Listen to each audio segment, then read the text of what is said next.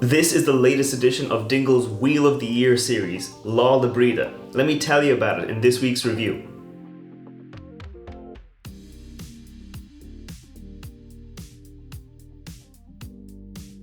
Welcome back to the channel. I'm Matt, I'm the Whiskey Nerd, and like I said, this is the latest edition of Dingle's Wheel of the Year series, Lá Le Bríde. So let me get it into the glass and I'll tell you a little bit more about it. Now, first off, what is Lá Le Bríde? Well, Lá Le Bríde is St. Brigid's Day. It is kind of a traditional festival in Ireland, but it is also the Celtic Festival, or the pagan kind of Celtic Festival of Imbolc. So Imbolc is traditionally the first day of spring. It's kind of associated with new plants coming to life, like lambs starting to be born, like farm animals, and life kind of coming back together. And when Christianity came along, Imbolc was kind of converted into St. Brigid's Day because St. Brigid is the matron saint of Ireland. So we're all familiar with St. Patrick being the patron saint. St. Brigid is the matron saint of Ireland. She kind of fulfilled a similar role to Patrick in terms of converting people to Christianity in Ireland. But despite Lá Le Bríde being a Christian festival, it still has a lot of those kind of pagan, kind of Celtic roots to it. So it is one of the four main fire festivals in the kind of traditional Celtic year. And interestingly about Lá Le Bríde, it is also kind of a fire festival. So traditionally what you would do on St. Brigid's Day is you would take wreaths or kind of reeds, and you would make a St. Brigid's cross, which is that symbol there you see on the bottle. So it's a kind of a traditional handmade cross, and you would hang that in your house for a full year. And then next St. Brigid's Day come around, the reeds would be completely dried out, so you would burn the last one, kind of getting rid of all that kind of bad luck that it would have protected you against, and put up your new one. So despite it being a Celtic festival and a Christian festival kind of mixed together, you still have that little bit of the Celtic root kind of coming in with the bit of fire there, burning the old and bringing in the new. But that's enough about the kind of history of the festivals here. We're here to talk about the whiskey in this bottle. Now, this is part of the Wheel of the Year series. I mean, it's the second in the series. There are going to be 8 bottles total. They all come in this kind of nice snazzy little box here, kind of like this, and you can see the kind of various symbols on the box. If you can't really see it on the camera, I'll put a picture up here of the kind of different sides of the box. We can see that Samhain, which is the first bottle they released, which is Halloween, that's already gold now.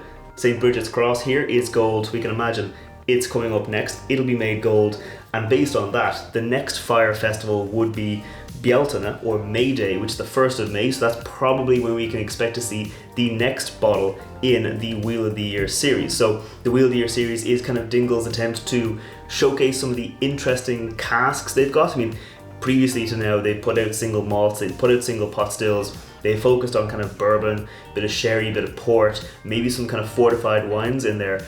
But with the Wheel of the Year, they're trying to highlight some of the other kind of cask influences they've got. Apparently they've got 20 different types of casks being matured in their warehouse, so it's all about showcasing different casks that they've got. And this one is a rye whiskey cask. So it is a triple distilled single malt Irish whiskey. It was aged for 5 years in bourbon casks before being transferred to an ex-rye whiskey cask for 2 years to give that kind of extra bit of maturation and really let it take in some of those flavors from the rye whiskey. There is a limited number of these bottles on the market. There's 10,000 of them, so it's not going to sell out immediately, but it is going to sell out at some point. And if you do want to collect every bottle in the Wheel of the Year series, you might want to kind of get it sooner rather than later. It's not a cask strength whiskey, but it does come in at 50.5% ABV, so it's going to have a lot of weight and a lot of heft in the glass. So let's go in for the nose. Cheers. Okay, immediately apparent is that Dingle DNA. So Dingle's malt whiskey has this herbal, botanical, kind of almost sweet berry note to it. It has a quite light and fruity note to it, and that is immediately apparent here. But interestingly, it's kind of turned up to 11. So rye whiskey, if you're not familiar with it, which you should be familiar with it at this point, rye whiskey is this kind of herbal, botanical, it has these kind of green tea, eucalyptus, menthol notes, as well as all those classic kind of spicy notes. It has the oaky notes from being aged in oak, but it has this kind of herbal note, and that's kind of pairing well with the nose on the Dingle because it's kind of like the herbs and the herbs combining together.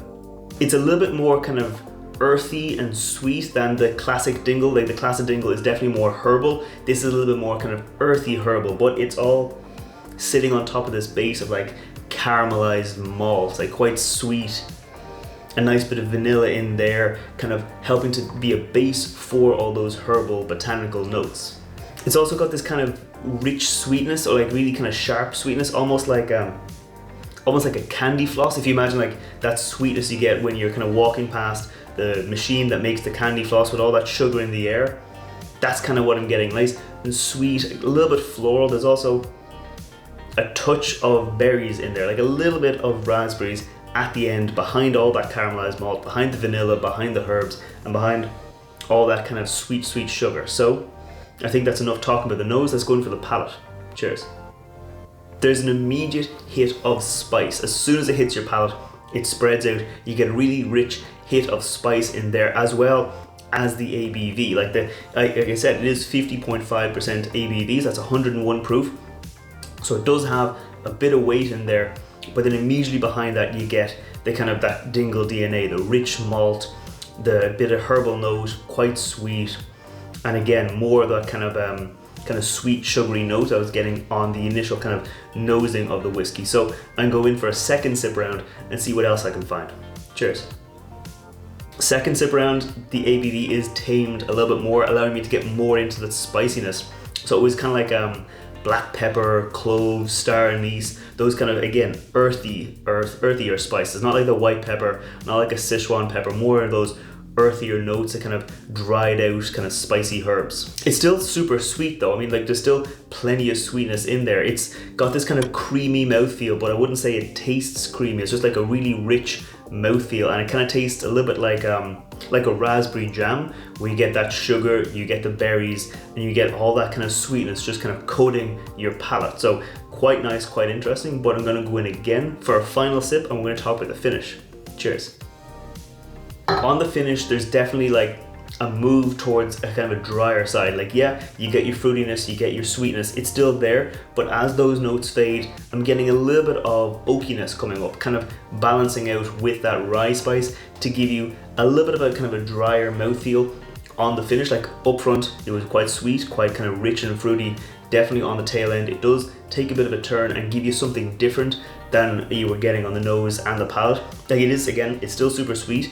You still got plenty of like vanilla, kind of butterscotch notes in there, but definitely the oaky spicy notes, the rye spicy notes are definitely taking more of a kind of a front on the whiskey. It actually does have quite a nice long finish. Like I'm still tasting the finish on the whiskey, so it does have a nice bit of length, and that's probably to do with that ABV having just a nice kind of rich mouthfeel, rich palate, and rich kind of taste that goes into the finish. In the realms of the Wheel of the Year series, and we've only had 2 releases so far, but they're very nice. I think I enjoyed the Samhain whiskey a little bit more than I enjoyed this, but I still did very much enjoy this. Like the series is all about showing off the different casks that Dingle have. I mean, apparently they got 20 different casks. There's 8 whiskeys in this release, so we don't know what they're going to showcase, what they might be holding back for future releases. I mean, it's kind of an interesting time for Dingle because they've got a lot of options for where they can go. I'm excited to see where that goes. I mean, like I said, the next release will be May Day, so the 1st of May, that's the Celtic Festival of Imbolc. So a few months left for you to get your hands on this before the next one releases. I know I'm going to keep on looking for those bottles because it's just a very nice kind of way to celebrate Irish whiskey and Irish distilling coming back to the forefront, back to where it should be. So I'm going to keep on enjoying this. If you like the review, I put out whiskey reviews on Wednesdays, cocktail recipes on Fridays. So if you want to see more, make sure you scroll down, hit that subscribe button, hit that thumbs up button, and I will see you next time. Sláinte.